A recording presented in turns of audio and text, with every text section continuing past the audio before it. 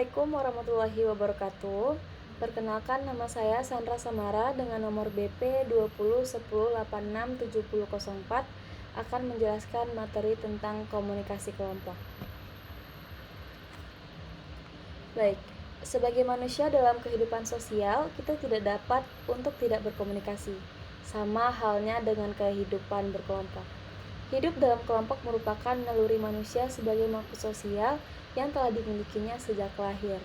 Dan komunikasi seperti telah menjadi ruh yang tertanam dalam jasad sebuah kelompok atau dengan kata lain, telah menjadi satu kesatuan. Selain itu, interaksi yang terdapat pada suatu kelompok mempengaruhi anggotanya terutama pada aspek emosional. Suatu kelompok akan memberikan pengaruh pada anggota yang terlibat karena setiap anggota memiliki peran masing-masing dalam mewujudkan suatu kelompok. Dan hal ini tidak luput juga dengan interaksi. Interaksi ataupun komunikasi kelompok yang dibangun akan terjadi secara berulang dan akan berdampak pada perilaku seseorang.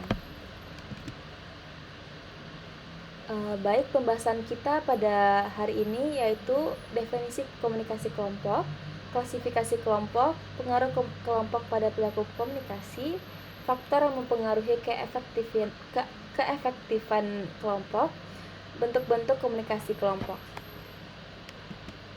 Yang pertama yaitu ada definisi kelompok. Komunikasi kelompok atau group communication adalah proses penyampaian pesan berarti antara seseorang komunikator atau orang yang menyampaikan pesan dengan sekelompok orang, yaitu lebih dari 2 orang. Komunikasi kelompok adalah sekumpulan individu yang dapat mempengaruhi satu sama lain yang bertujuan untuk memperoleh beberapa kepuasan satu sama lain. Komunikasi kelompok ini terbagi menjadi 2, yaitu komunikasi kelompok kecil atau microgroup, yaitu komunikasi yang terjadi dalam lingkup kecil di mana adanya komunikasi antar pribadi dengan salah seorang anggota kelompok. Contohnya komunikasi di dalam diskusi, kelompok belajar, seminar, dan lain-lain. Umpan balik atau feedback yang didapatkan biasanya bersifat rasional, dan anggota kelompok yang terkait dapat menjaga perasaan masing-masing dan norma yang ada. Yang kedua yaitu komunikasi kelompok besar. Komunikasi kelompok besar yaitu komunikasi yang terjadi dalam lingkup besar yang terdiri dari sekumpulan orang yang sangat banyak. Dalam komunikasi kelompok besar ini, komunikasi antar pribadi sulit untuk dilaksanakan. Contohnya adalah komunikasi pada takbik akbar dan kampanye. Feedback yang diterima biasanya bersifat emosional, yaitu anggota kelompok tidak dapat mengontrol emosinya, terlebih jika anggota komunikasi bersifat heterogen, dengan beragam dalam usia, pekerjaan, tingkat pendidikan, agama, pengalaman, dan sebagainya. Lanjut ke klasifikasi kelompok. Yang pertama ada primary group and secondary group, yaitu kelompok primer dan kelompok sekunder. Charles Horton Cooley pada tahun 1909 menyebutkan kelompok primer sebagai suatu kelompok yang anggotanya di dalamnya memiliki hubungan yang akrab, lebih personal, serta hati ke hati dalam asosiasi dan kerjasama. Sedangkan kelompok sekunder merupakan kebaikan dari kelompok primer. Hubungan yang terjalin pada tiap anggotanya cenderung tidak akrab, tidak personal, dan tidak hati ke hati. Biasanya pada kelompok primer ada satu ikatan yang mengikat dalam hal formal untuk tujuan tertentu.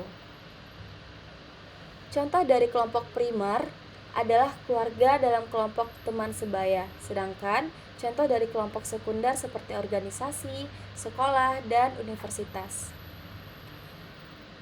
Jaludin Rahmat membedakan kelompok ini berdasarkan karakteristik komunikasinya. Perbedaan klasifikasi tersebut adalah sebagai berikut.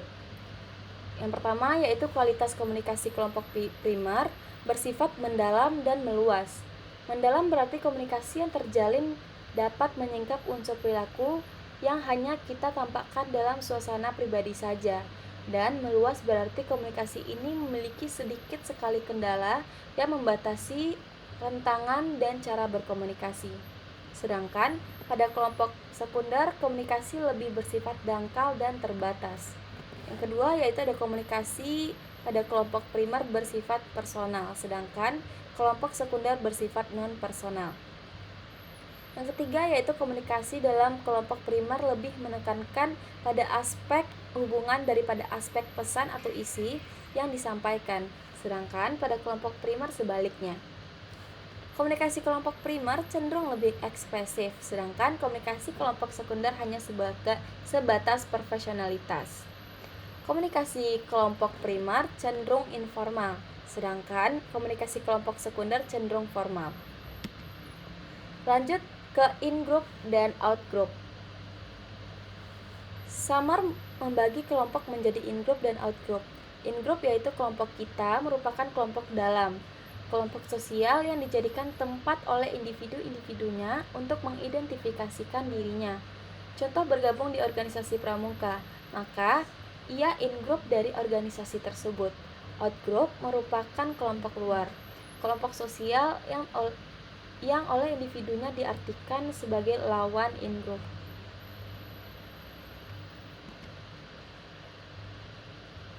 Lanjut, yaitu ada kelompok keanggotaan dan kelompok rujukan atau membership group dan reference group. Theodor Neukom pada tahun 1930 pertama kali mencetuskan istilah kelompok keanggotaannya atau membership group dan kelompok rujukan atau reference group. Kelompok keanggotaan merupakan kelompok yang anggotanya terdaftar secara fisik dan administratif sebagai anggota dari kelompok tersebut. Sedangkan kelompok rujukan merupakan kelompok yang digunakan sebagai standar atau alat ukur untuk menilai diri sendiri atau untuk membentuk kepribadian dan sikap. Dalam teorinya, kelompok rujukan memiliki 3 fungsi, yaitu fungsi komparatif, fungsi normatif, dan fungsi perspektif. Fungsi komparatif diartikan sebagai fungsi yang berkenan dengan proses perbandingan untuk mengukur dan menilai keadaan seorang. Fungsi normatif diartikan sebagai rujukan untuk mengatur, membimbing, dan mengarahkan sikap dan perilaku yang berkaitan dengan norma-norma yang berlaku. Dan yang terakhir ada fungsi perspektif diartikan sebagai rujukan untuk memandang dunia, mendefinisikan sesuatu, mengorganisasikan pengalaman, dan memberikan makna pada berbagai objek, peristiwa, dan orang-orang yang ditemui. Lanjut materinya yaitu pengaruh kelompok pada perilaku komunikasi, yaitu yang pertama ada konformitas. Konformitas ini diartikan sebagai keadaan dan pengaruh sosial yang merubah kebiasaan, sikap, dan tingkah laku seseorang agar sesuai dengan norma sosial yang berlaku. Biasanya, jika sejumlah orang dalam kelompok melakukan atau mengatakan sesuatu, anggota kelompok lainnya akan cenderung melakukan atau mengatakan hal yang sama. Yang kedua ada fasilitas sosial. Fasilitasi sosial di sini artinya adalah mempermudah. Maksudnya, kelompok dapat mempengaruhi pekerjaan hingga dapat terasa lebih mudah. Robert Johnson menerangkan bahwa kehadiran orang lain dianggap dapat membangkitkan energi pada perilaku individu. Apabila energi yang diciptakan menghasilkan respon dominan yang positif, maka akan terjadi peningkatan prestasi dan sebaliknya. Oleh karena itu, para peneliti menarik kesimpulan bahwa kelompok dapat mempengaruhi kualitas kerja individu. Yang ketiga ada polarisasi. Polarisasi merupakan kecenderungan yang mempengaruhi kepada posisi yang lebih ekstrim. Misalnya, sebelum melakukan diskusi, anggota kelompok memiliki sikap agak menentang terhadap tindakan tertentu. Maka setelah diskusi mereka akan lebih keras menentang tindakan tersebut. Begitu juga sebaliknya. Jika sebelum diskusi mereka agak mendukung suatu tindakan tersebut, setelah diskusi dukungan mereka akan lebih kuat terhadap hal tersebut. Materi selanjutnya ada faktor-faktor yang mempengaruhi keefektifan kelompok. Yang pertama ada faktor situasional, yaitu ada ukuran kelompok.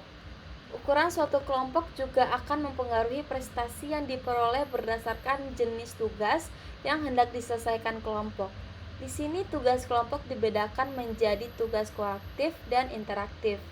Pada tugas koaktif, anggota kelompok memperoleh tugas yang merata dan mengerjakan secara masing-masing. Namun, tidak berinteraksi.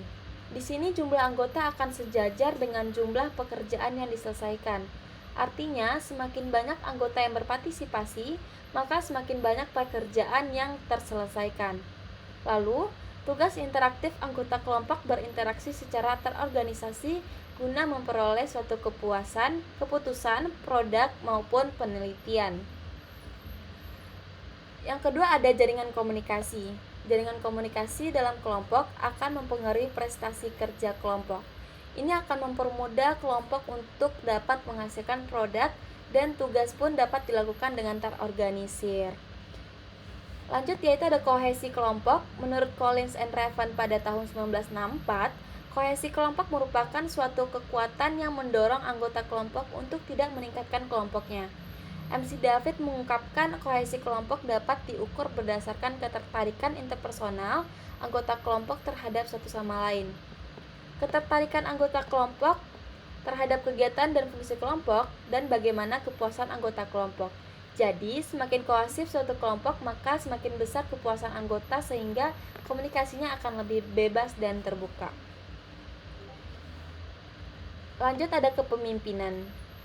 Kragan and Wright pada tahun 1980 menyebutkan kepemimpinan sebagai komunikasi yang secara positif dapat memberi pengaruh pada anggota kelompok untuk dapat bergerak ke arah tujuan kelompok tersebut. Kepemimpinan dalam kelompok sangat mempengaruhi keefektifan komunikasi dalam kelompok.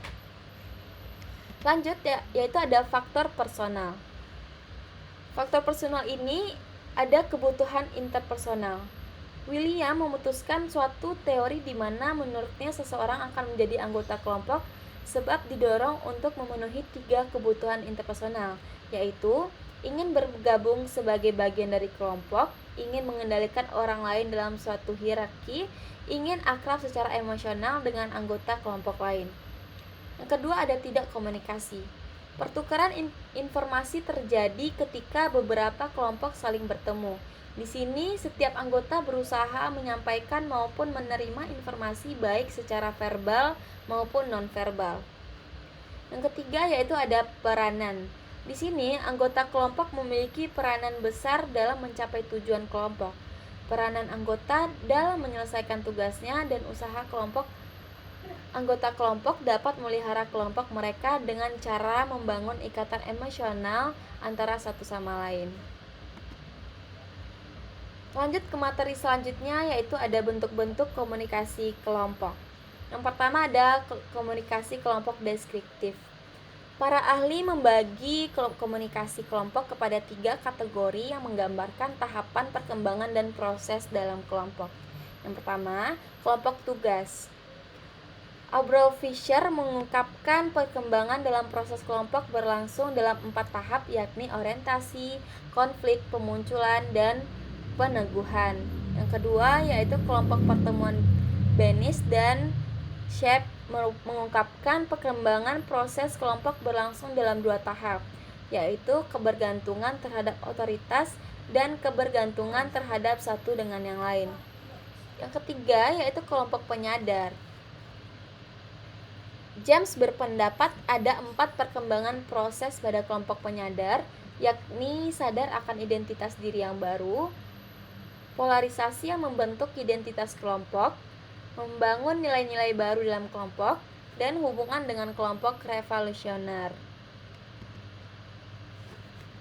Lanjut yaitu ada komunikasi kelompok preskriptif, yaitu bila dilihat melalui formatnya, komunikasi kelompok dibagi kepada 2 jenis, yaitu kelompok private dan kelompok publik. Kelompok private biasanya terjadi dari kelompok pertemuan, pelajar, panitia hingga konferensi dan lain-lain.